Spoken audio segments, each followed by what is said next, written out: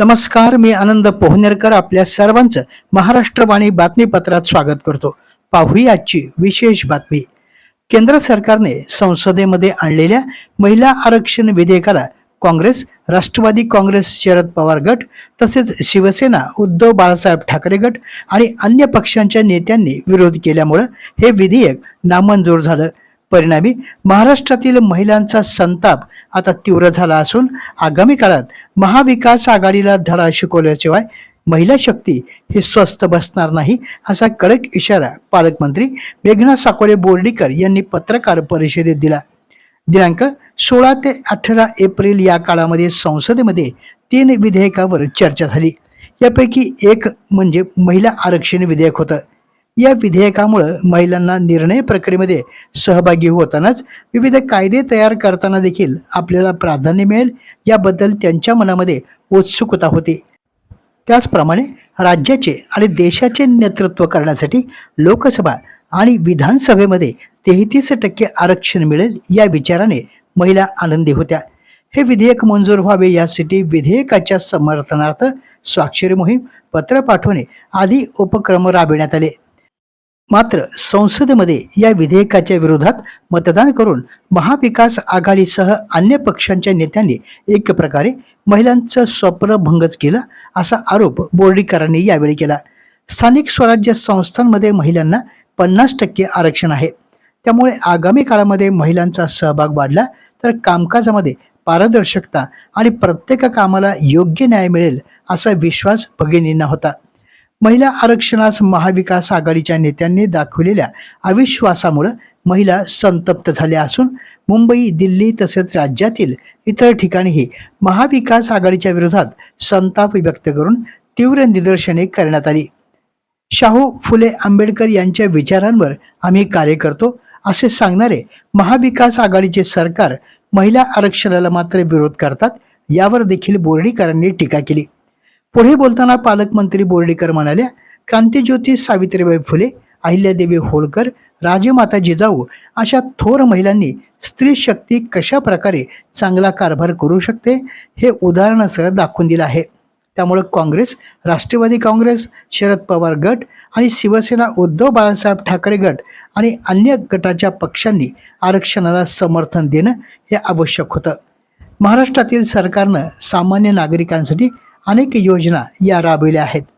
काँग्रेसच्या काळातील एखादी तरी योजना त्यांनी महिलांसाठी राबवून ती यशस्वी केली आहे असे दाखवावे असाही त्यांनी विरोधकांना प्रश्न केला.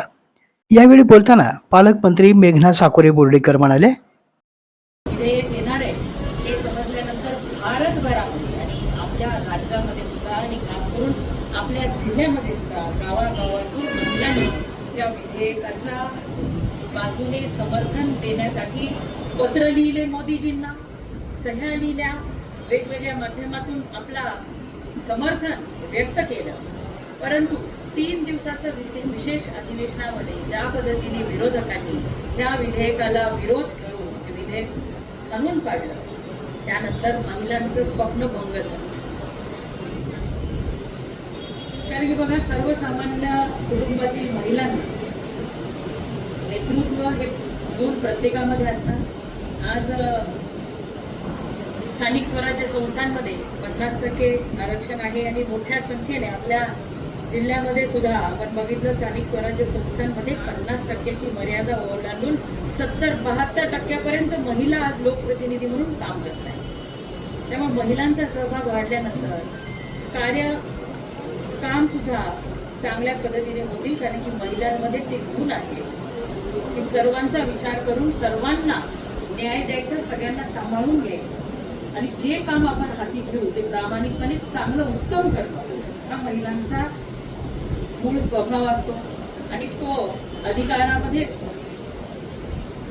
अधिकार त्यांना जर दिला तर त्याचाही अनेक लोकांना फायदा आपण करून देऊ शकतो. पण महिलांचं स्वप्न भंग झालेलं आहे आणि महिला आक्रोश करताना आपल्याला दिसत आहे. आपण बघितलं, दिल्लीमध्ये सुद्धा खूप मोठा आक्रोश मोर्चा निघाला. काल मुंबईमध्ये सुद्धा हजारोंच्या संख्येने महिला रस्त्यावर आल्या होत्या. प्रत्येक जिल्ह्यामध्ये सुद्धा महिला वेगवेगळ्या पद्धतीने आपला आक्रोश या ठिकाणी व्यक्त करत आहेत.